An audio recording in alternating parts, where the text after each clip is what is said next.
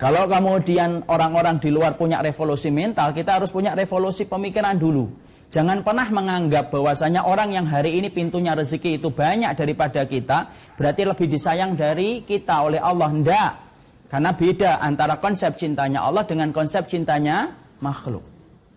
Ya, ketika kita sudah sepakat bahwasanya konsep cintanya Allah itu beda dengan konsep cintanya makhluk, mari kita perhatikan bagaimana konsep cintanya Allah. Ketika Allah itu mencintai seorang hamba. Karena kalau tidak kita fahami ini, kita akan kaget. Karena banyak perkara yang terkadang tidak pernah kita duga datang ketika kita memperbaiki hidup kita. Karena beriman kepada Allah itu bukan berarti menjadikan hidup kita gampang. Tapi justru ketika kita beriman dan ingin memperbaiki hidup kita dan mengkoreksi hidup kita, terkadang banyak kesulitan-kesulitan yang Allah akan berikan kepada kita. Kenapa Ustadz? Ya karena konsep Allah kalau cinta, Allah berkata, Innallaha idza ahabba qauman ibtalahum. Fa in radiya falahur ridha wa in sakhita falahus sakhat. Karena Rasulullah SAW berkata kepada kita, menerangkan bagaimana konsep cintanya Allah ketika Allah itu cinta kepada hambanya. Allah kemudian berfirman, Allah itu apabila telah cinta kepada salah satu di antara makhluknya, ibtalahum, Allah itu akan mengujinya. Fa'in radiyah, kalau kemudian dia ridha dengan ujian yang Allah berikan, falahur ridha, maka Allah itu akan tambah ridha kepadanya. Wa in sakhita, kalau kemudian dia itu murka dengan ujian yang Allah berikan, falahus sakhat, maka dia itu akan mendapati Allah lebih murka kepadanya. Di sini kita akan mendapati, Masya Allah, semakin kita beriman kepada Allah dan semakin kita dicintai oleh Allah karena iman yang kita miliki, ingat, sesungguhnya Allah itu akan menyulitkan kita dengan berbagai macam ujian. Kenapa Allah akan menyulitkan kita dan memberikan kita ujian ketika kita beriman? Tidak apa-apa, kecuali tujuannya adalah Allah ingin tahu apakah cintanya makhluk itu betul-betul teruji ataukah hanya sekedar ucapan. Kalau kemudian orang itu hanya mengatakan kami cinta kepada Allah kemudian ditinggalkan, maka mana yang diketahui, mana yang betul-betul benar ujian, benar-benar cintanya dan mana yang palsu di dalam cintanya. Makanya Allah kemudian diterangkan oleh Rasulullah, kalau Allah sudah jatuh cinta sama kita, maka Allah akan menguji kita. Dan ingat ibu dan bapak, kadang-kadang kita dulu ketika belum banyak mengetahui ilmu, kadang-kadang hidup kita gampang. Kenapa? Karena menurut kita semuanya boleh.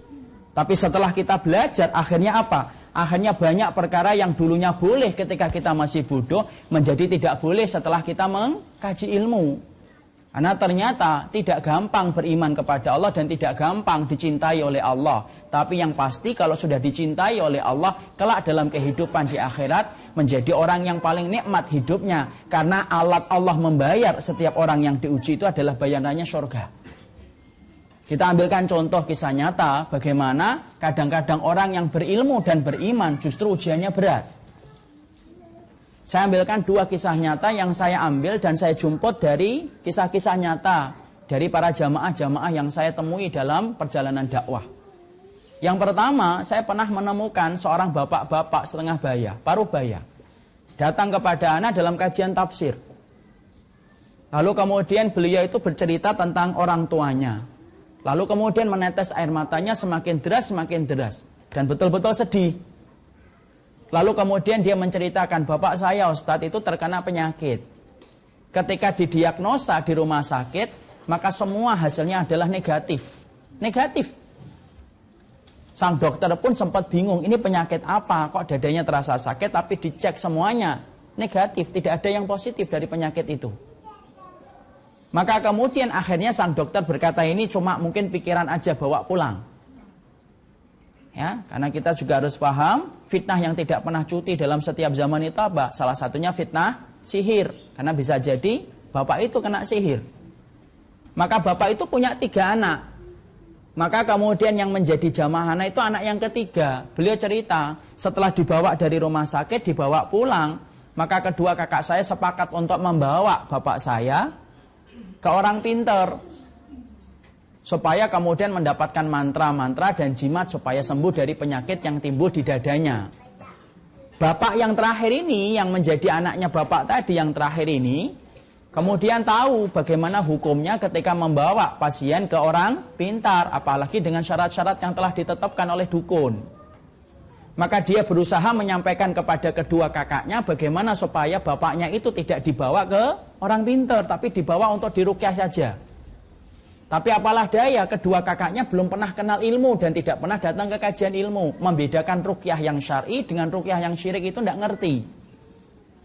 Akhirnya dibawalah kemudian dia, orang tuanya itu dibawa ke orang pintar. Dan betul, banyak mantra, banyak jimat yang diminta dan banyak syarat yang kemudian harus dipenuhi. Masya Allah, sang anak yang ketiga ini menasihati kedua kakaknya supaya kedua kakaknya tidak membawa lagi ke tempat-tempat semacam itu. Tapi apalah daya, kedua kakaknya lebih beruntung dalam masalah harta. Adapun mereka yang kecil ini tidak terlalu beruntung dalam masalah harta. Apa yang terjadi? Kedua kakaknya bilang, sudahlah kamu selama ini kan tidak pernah bantu finansial bapak. Kamu cuma doa dan doa. Sudah, doakan saja bapak sembuh. Beliau nangis. Kenapa beliau nangis? Beliau menangis karena kemudian memikirkan nasib ayahnya sudah sakit, yang harusnya mendapatkan pengobatan yang syar'i supaya sembuh penyakitnya kalaupun terkena sihir. Tapi Masya Allah, ternyata bapaknya malah bersentuhan dengan kesyirikan, dengan berbagai macam syarat yang diminta oleh sang dukun. Masya Allah. Bapak itu nangis. Saya memberikan nasihat supaya beliau itu bersabar. Tapi dalam perjalanan saya pulang saat itu dari Kebayoran Lama menuju ke Pamulang. Saya itu masih di Pamulang. Saya cuma membayangkan, Masya Allah, coba kalau bapak tadi tidak pernah datang ke kajian ilmu. Coba kalau bapak tadi belum pernah belajar.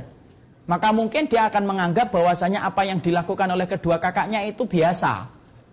Tapi setelah dia ngaji, akhirnya dia paham. Dia bisa membedakan ruqyah yang syar'i dan ruqyah yang syirik.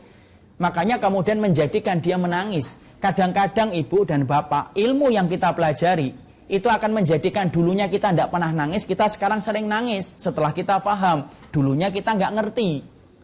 Kadang-kadang ilmu yang kita pelajari menjadikan kita sedih, di mana dulu itu tidak sedih. Kenapa? Karena setelah perjalanan ilmu, jangan dikira perjalanan kita itu akan gampang ketika kita ingin memantaskan diri di hadapan Allah. Kalau antum dan saya ingin memantaskan diri di hadapan Allah, jangan pernah kita berpikir bahwasanya memantaskan diri di hadapan Allah itu gampang. Makanya kita lihat bagaimana kemudian bapak tadi. Coba kalau bapak tadi tidak pernah belajar, tidak pernah datang ke kajian ilmu, tidak pernah datang menghadiri ruqyah-ruqyah yang syar'i untuk membedakan ruqyah yang syirik, mungkin dia perlu nangis. Mungkin dia tinggal kemudian dia kemudian tinggal menunggu saja bapaknya itu sembuh. Tapi karena dia ngajar, dia ngaji, dia belajar, akhirnya kemudian menetes air matanya memikirkan nasib ayahnya. Ini saya ambilkan satu, ya, supaya membenarkan pemikiran kita bahwasanya beriman dan ketika kita siap untuk mengkoreksi hidup, jangan pikir bahwasanya itu akan memudahkan kehidupan kita. Tidak. Kadang-kadang justru Allah memberikan kesulitan dan kepayahan ketika kita ingin memperbaiki hidup sesuai dengan apa yang Allah ridhoi.